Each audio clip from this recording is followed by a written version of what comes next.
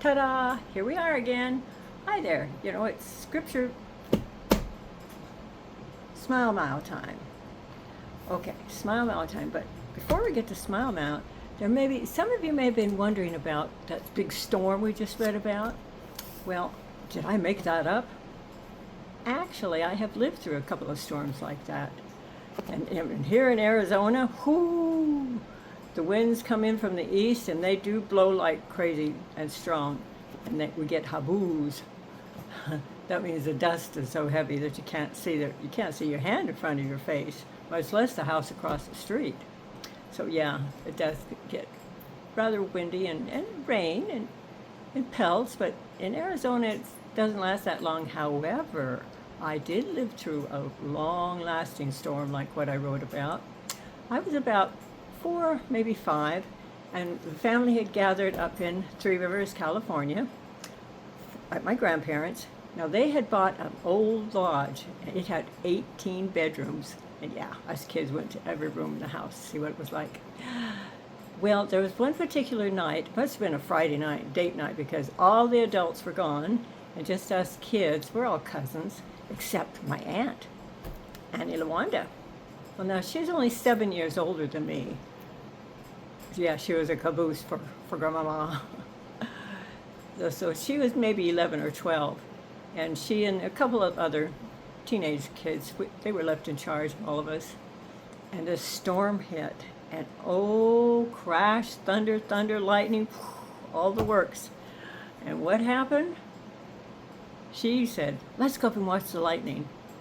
Now, it was 3 stories tall, and there's this incredible balcony on the upper floor that overlooks the little valley there. And so only 3 of us went up there with her. And that, whoa, yeah, the wind was blowing the rain. The rain was going sideways. The lightning was striking all over the place. The thunder, you know, you can hear it in the distance and then hear it as it comes closer, and then boom, it's right overhead. Yeah, I lived through a storm like that. So it was kind of easy to write it, and it was lots of lightning. Apparently no strikes. I don't remember any fires caused from it. It was a wonderful experience. Yeah, kind of neat. Glad to remember that. And it was kind of cool to record it in my Smile Mouth storyline. So let's see, where are we now? Oh yeah. Let's see, here's a bookmarker so we know where we're at. And they had just had breakfast, settled down for breakfast. And Ella asked to say the prayer. So here, after breakfast, Thomas and Bruce get busy taking down the campsite and loading up the supplies on good old Champ. Ralph is keeping a proper distance so he doesn't get in the way, just doing his job and covering for Paul, filming as much as he can for everyone. Paul willingly helps set up the shower bag for Ella. They lay down a big towel that Maria sent, put it on the ground under a tree with some low-hanging limbs. Ella sets her chair where Paul directs her to put it. And then the tray is close enough to the small rock on which she places a first aid kit and some soap from her personal things. Ella sits down in her chair, putting a hand towel and a washcloth in her lap, and begins untying her boots. Then she carefully takes off the socks and the bandages, one at a time.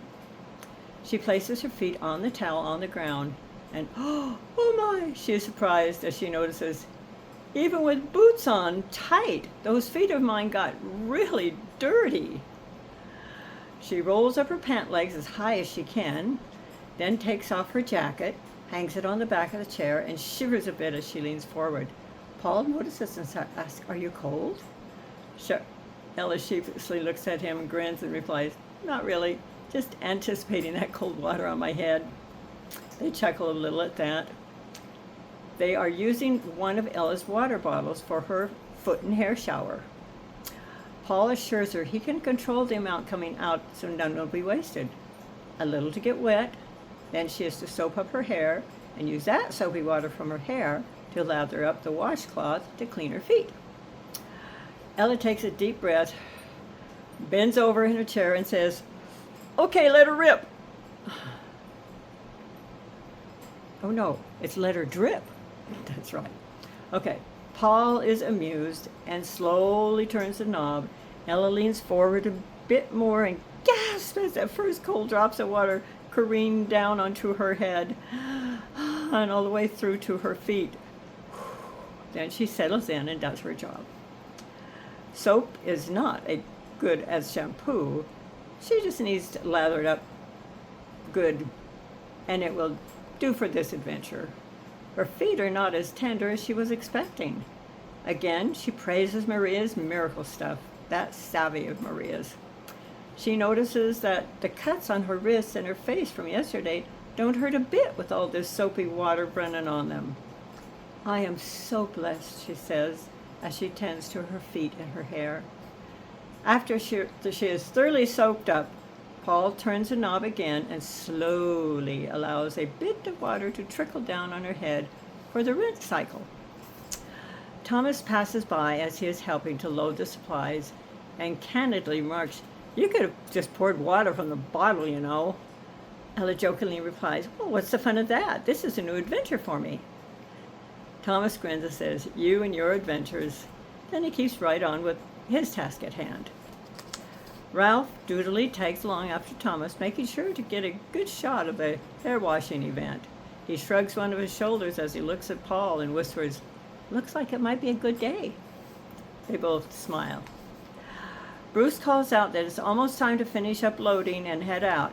Then he lets Thomas know that he should not try to do anything with those pine boughs and explains, "I'll have a couple of ranch hands come up and clean them out later."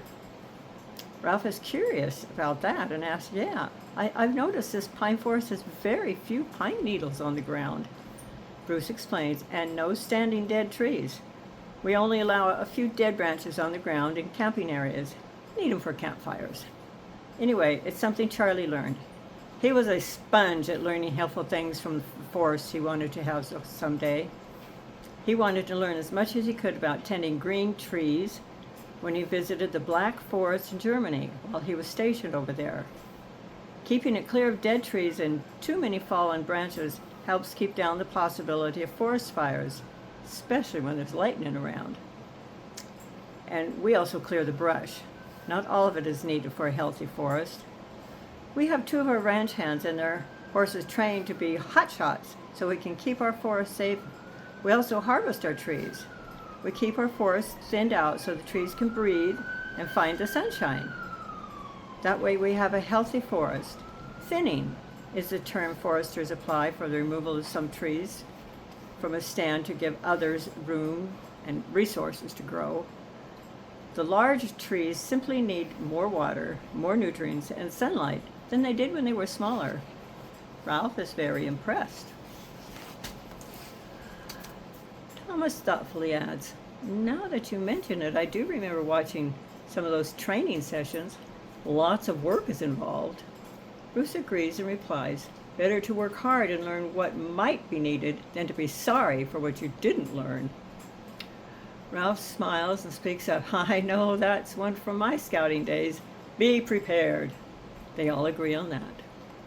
When Bruce can see that the shower is done, he goes to Ella to check on those feet of hers. As she is towel drying her hair, he kneels down to inspect her feet and that shin. He is pleasantly surprised at the feeling that happened even while she had such a rough day of it yesterday. As Paul begins to gather up the wet shower bag and things, Bruce lets him know just to wait. After the supplies are loaded, all the wet items will be placed on top of the tent that goes on top of the supplies for protection. So Paul keeps leaning against the tree with the shower bag and begins filming the bandaging process. Ella is concerned that Bruce has to kneel on the wet ground and says, "Wouldn't it be better if your knees were at least sitting on a rock or something, well, something dry anyway?" Thomas walks up saying, "My thoughts exactly. Great minds think along the same lines." He places a big rock near Ella for Bruce to sit on while he does the bandaging routine. Bruce quietly responds, "Well, thank you kindly, Thomas. You're a gentleman and a scholar," Ella gleefully adds. Bruce smiles and says, "Well, I was going to say a gentleman to notice my needs." Ella happily agrees, "Well, that too." Ralph and Paul are surprised again at the kind words between these two siblings today. Bruce sits down, gets a first aid kit and salve from Ella, and begins his task of protecting those blisters. Well, what's left over, that is. After due consideration, he lets Ella know how well they are healing. He applies a heavy dose of salve, especially on her toes, puts clean bandages on, and a pair of clean socks. Remember, those are bandages, to protect the bandages. Bruce tenderly says, using lots of salve just so those blisters don't come back today. Those heavy, ugly socks that give so much protection are next. Ella has actually learned to appreciate those ugly socks. He has Ella put on the boots, which she has come to be so fond of over the past 24 hours. As Bruce stands up, he pulls something out of his pocket and, in a fatherly way, says, "Been carrying these around for you. Martha thought you might need them." Ella smiles and reaches out for Maria's gift, ponytail band. She's humbled as she said, "Oh, how thoughtful of her. She is so right. Thank you. It's a much better way to keep my hair after this wonderful shower of mine." She smiles at Paul tenderly. "Thank you for your help and thoughtfulness too." Paul answers with a broad smile. "No big deal. Just doing what your Uncle Charlie would do." Ella gets real big tears welling up in her eyes at that thought. Blinking them away, she goes back to putting on those boots and pulling her hair into a ponytail. Thomas carefully walks around the campsite while all the bandaging is happening, making sure the campfire is dead out and all stones, rocks, and large logs are placed back in their natural place. Ralph is impressed by Thomas's thoroughness in inspecting the area and mentions that to Thomas. Thomas shrugs his shoulders. "Guess that comes from being a research tech. Got to make sure all my ducks are in their place. Proper place." Ralph looks at Paul, and with a nod of their heads, he and Paul totally agree. Solid businessman Thomas has gone country. Champ neighs in the background. He seems to be saying, "Let's get on with this day."